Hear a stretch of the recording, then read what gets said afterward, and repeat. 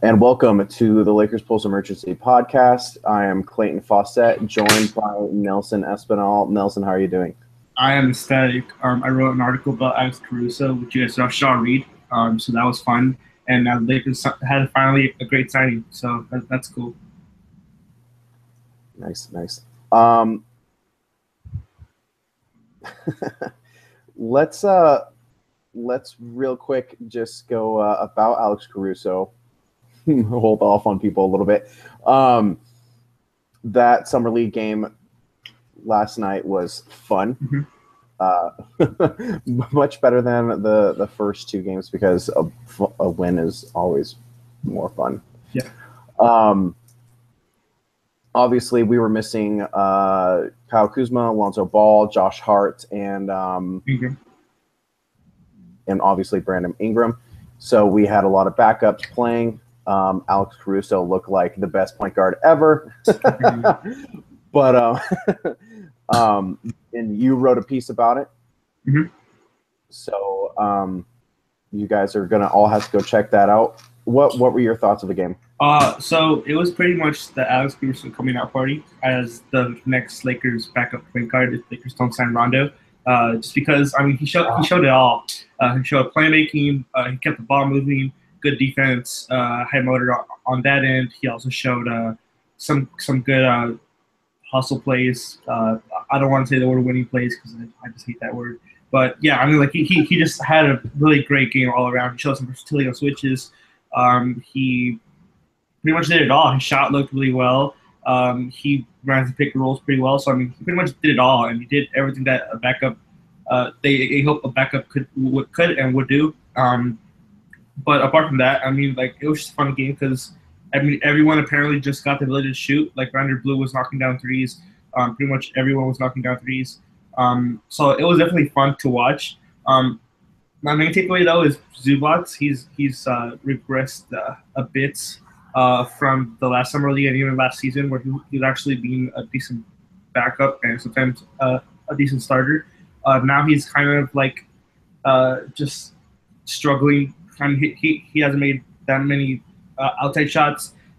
He's still a huge question mark laterally as far as switches and guarding on the perimeter. So he's definitely regressed as far as what summer league says. Obviously, like during the season, we can see whether he improves or what happens there. But as far as summer league goes, he's regressed, and Clayton was right. So,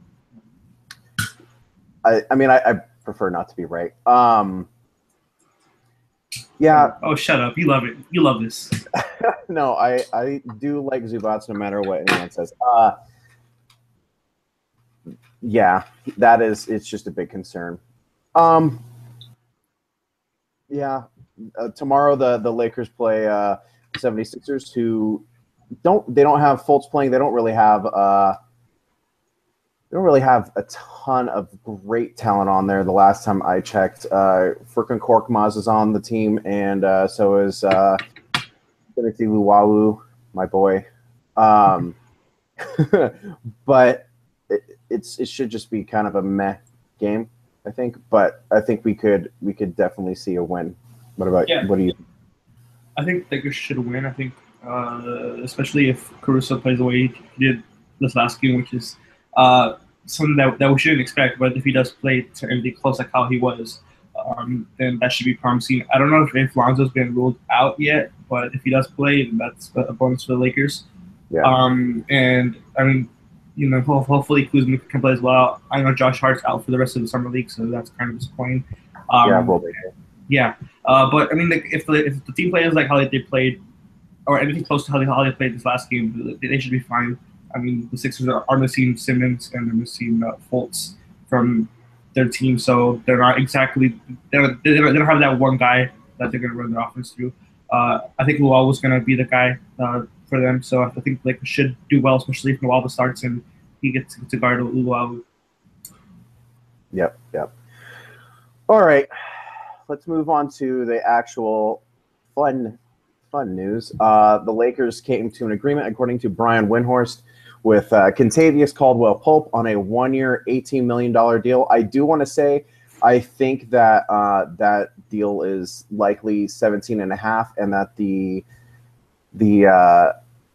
agent rounded up to 18 million.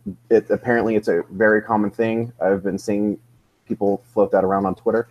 That would take up the entire cap space that are left. So real quick before we dive deep into it, if it is 18 million, who are the most likely people that you think are gone? Geez, that's hard. It's hard to think about. I mean, they'd probably be trading one of Corey Brewer or Clarkson, right? Or they should be trying to Yeah, some kind of name trade. That's pretty much my. This is pretty much this is my word. Sorry, comments in the live chat are funny.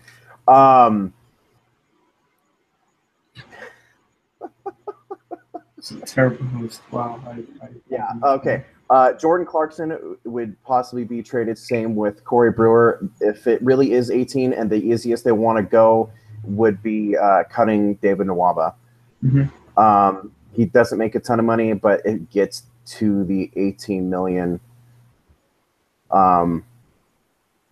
that's being reported. Right. So I have no problem moving Clarkson. I know that's a very unpopular opinion.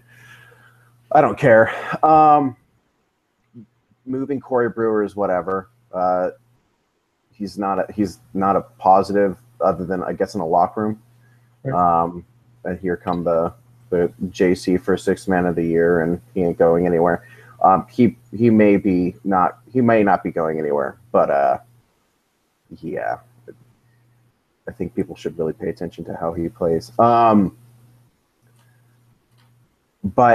what do you think of that? Do you think it's just the easy, just get rid of David Nwaba even though he's super cheap, or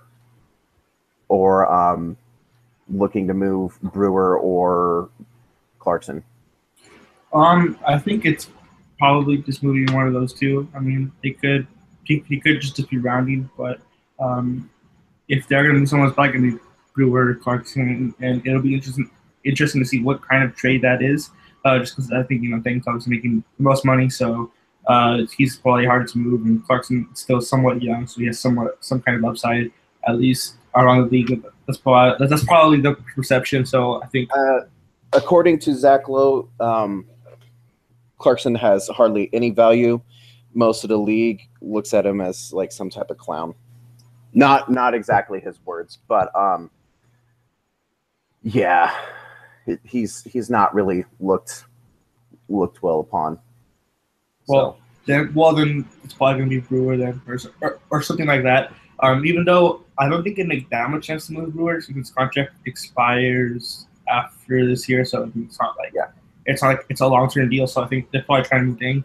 But yeah, it'll be interesting to see if there's another domino to fall. I mean, like if you have a 3.4 exception, which you probably can use on Rondo. But I there's people in this live chat that are still wanting Rondo. Rondo is not good. Okay, he's not good. And someone said trade Clarkson, Dang, and a future first for Wade and Dunn. Wade isn't expiring, so whatever. But he's not helping you, and Dunn is awful. He's so bad. Yeah, so bad. Dunn does not expire next year. I don't know who's telling you that, but Dunn does not. He'll be in his second year of a 4-year rookie contract.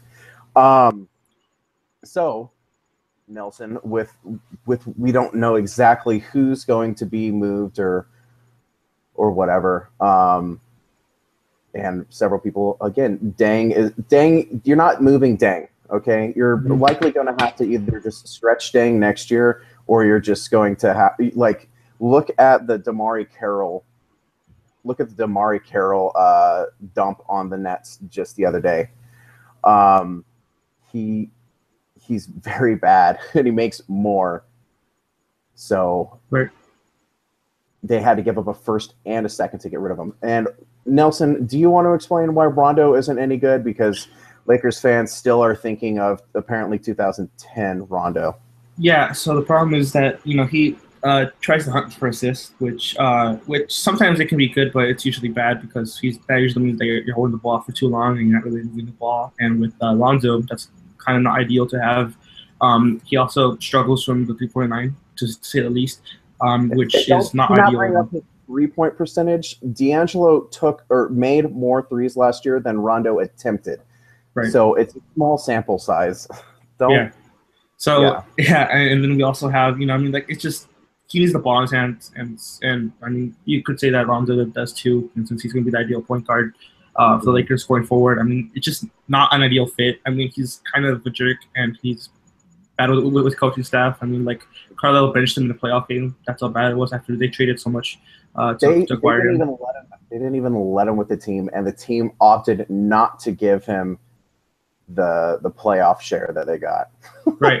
I mean, even though I've heard that Chicago, the teammates love him. I mean, I just don't think that's true. And like Wade had that post against Rondo or something like that. So I just don't want him. I don't see the upside there. I don't see the upshot. Like, what's the point of having Rondo if he doesn't space the floor and if he doesn't keep the ball moving or play defense? Young guys love vets a lot of the times anyways. Look at the stupidity of the Suns hiring Earl Watson. He was an awful coach, but because Devin Booker and them said that they liked him, they kept him on. And he's not good on defense anymore because he's not super quick laterally anymore. He as Nelson said, he hunts for assists. Holds on to the ball too long. It'd take a lot of helium out of this KCP signing, in my opinion. Yeah, I mean it wouldn't be a deal breaker or whatever. I mean it wouldn't be like just like he's gonna be terrible because he's probably not gonna start. So that's good, but like still, having him off the bench and having him around the team, I just don't think that's ideal. Even though his child team was doing bottom and everyone talks about that and brings that up. I just tend to believe more what happened in Dallas, and like if you can't get along with Rick Carlisle, I mean it's kind of hard to get along with anyone, Yeah, and I know everyone thinks playoff Rondo. He was great. He was good for what, 3 games? Yeah, like he was bad for rest of the year. Mm-hmm. So the Lakers aren't like. Signing KCP doesn't make the Lakers a playoff team. I mean, that's probably going to piss some people off right now. But look at how much the West has improved. Like Denver signed Paul Millsap, who is criminally underrated all the time, and they didn't even make the playoffs last year. Right. So, this gives us a good bump, but it's right. this doesn't make us a playoff team, and if you add Rondo, that might actually take away from possibly being a somehow surprise team. Right. Yeah. Now let's talk real quick about how KCP fits into it. Nelson. Huh? Oh yeah, my bad. Sorry. Yeah, I mean I know there's people out there that are saying analytics saying it's not an ideal styling. I just think that he provides something on defense effort, and he's actually pretty good at defense. He's not gonna light the world on fire. He's not gonna lock anyone down, but he has shown good moments of being a good defender. Definitely more than Rondo, especially right now. So that's gonna be good to pair with Lonzo, especially at the point of attack.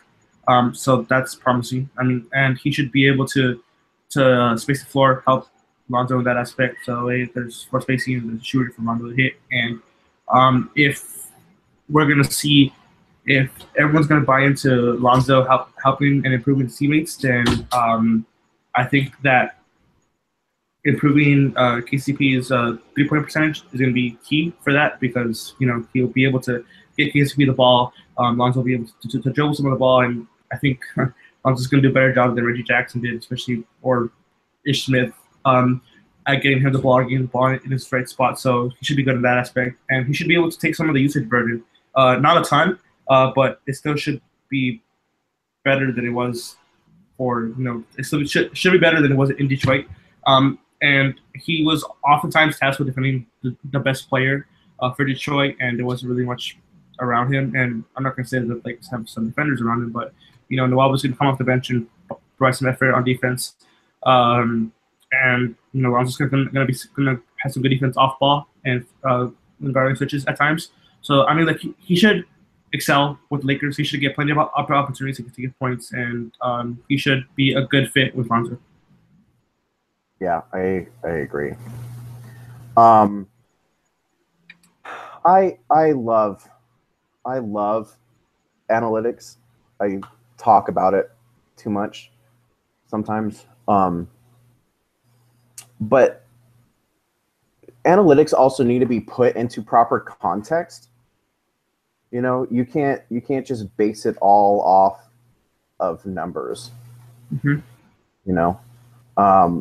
KCP, look at Detroit, how bad they were this year. They were a huge disappointment. Drummond, who people still love, the general fan still loves, he was awful this year. Reggie Jackson was out a lot at the beginning of the year, and when he came back, he wasn't any good. So it was Ish Smith as the starting point guard for a good long time, I believe. I can't remember anyone else as their starting point guard. So whatever, but Ish Smith isn't very good either. Right. Stan Van Gundy should get some legitimate criticism right now of his roster construction. And right now, there was rumors of him trying to trade Reggie Jackson to New Orleans for Etuan Moore and Alexis Ajinka. If New Orleans does that, I don't know. I don't really think highly of Moore anymore and Ajinka, but Jackson is he's really, really bad. Yeah, KCP didn't have his greatest year this year. He had to take on a lot more ball handling responsibilities. He had to take on a lot more on the perimeter.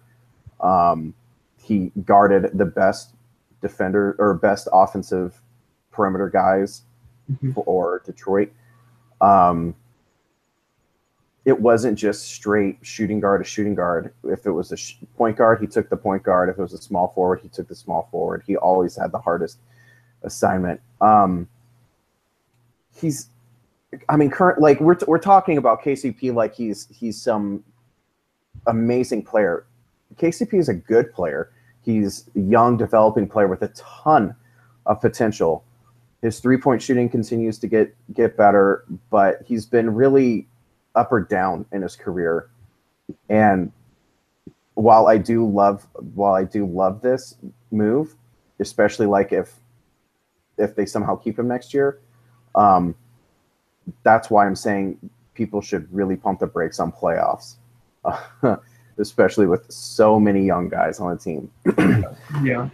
But with the starting five, I really like what he brings and how this completes the starting five for the Lakers. Lonzo Ball, obviously, if he's the guy that everyone believes he is and makes everyone better and gets guys open shots, KCP should be able to have a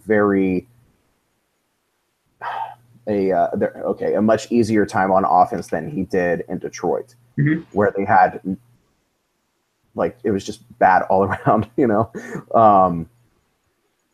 Obviously, KCP, we're talking about how getting him involved with Brandon Ingram. You got another guy to help him defend. I think KCP steps in and is automatically the team's best defender, at least the best starting defender. He'll help spread the floor for Ingram as well. For Randall, again, spread the floor. He will keep guys for defense. He'll keep guys in front of him. So when they get to Randall, it's not as much of an issue as it has been in the past, compared to Nick Young or Jordan Clarkson or even D'Angelo. it will help with that. And then same thing with what's his name? Nelson. Brooke Lopez. Yeah. Robin Lopez. It's not Robin. No, you were about to say Robin Lopez. Yeah, like, yeah. wow. I was about to say Robin. He'll help prevent guys from just. You should not see guys just completely blowing by KCP. Mm-hmm. Okay, so this helps out with the offense and the defense. I know there's some discussion on Twitter whether, like a guy like Ian Clark or I know people still love Rondo would have been a better use of the money, but KCP's 24, won't be 25 until next February, so he fits right along with the core if they keep him after the year. I've been a fan. There was other guys that I preferred over him, but I really like the signing. If you want to see of possibility of what Caldwell-Pope is capable of doing, go check out was it Duncan Smith? Yeah. Go check out Duncan Smith on Twitter. He had a nice, good long thread about KCP and how good he could be. So, do you have any further thoughts on it? No, I mean it's fine to to throw stats and mix that in, but I mean there should be context and there should be film to back it up. And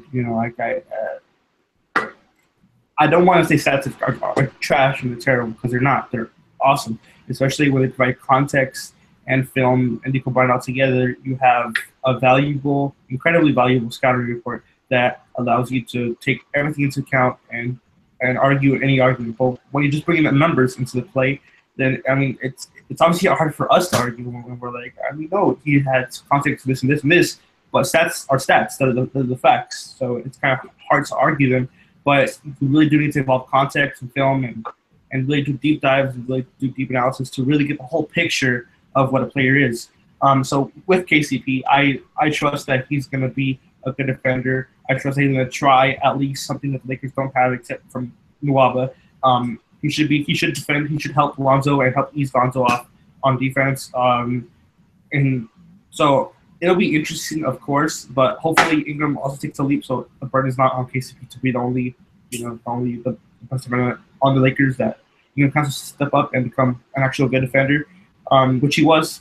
He was good, decent at the beginning of the year. He kind of just tailed off a bit towards the end of the year. So hopefully he picks that up.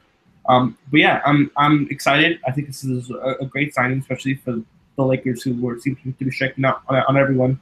But the Lakers waited, and they got a really good guy, and it makes much more sense, and it makes me less mad that the Lakers were waiting so long to sign the guy. Because I mean, we were all panicking. We're like, oh, they're not signing anyone, they're not signing anyone, they're not signing anyone. But they were patient. They stuck to their plan. That's something that they didn't panic. They know what their plan is. We disagree, but they're still following the plan. The plan is to lock up no long-term money, half cap space, and next year pursue Paul George and LeBron James. That's the plan, and Lakers are going through with that. They signed a really good player who should add wins, more wins than Ian Clark would. I'm sorry, even though Ian Clark, great bench guy, I would love to have him on a championship team. He provides so much value. He can shoot the ball. He wasn't just a product of the Warriors. That's pretty clear. But he's just a better player. So I mean, to get him, and the money doesn't really matter. I mean, we could have paid him $50 million. I really didn't care, honestly, as long as it was just a one-year contract. So the plan is still able to be executed. Yeah. I do have to say, after all the bashing that I've done of the front office, that this was, as you said, a good move. They waited, and they were able to make to have a very solid signing. So kudos to them for that. This roster is still constructed very poorly. But yeah, I still think that we'll possibly see moves, further moves of possibly dealing a 4. I don't think that they're gonna move Dang because his contract's even worse than Mozgov's. So you're probably stuck with Dang. I probably would just treat him as a sunk cost. So most superstars performed well in their summer leagues. That's not really true, but okay.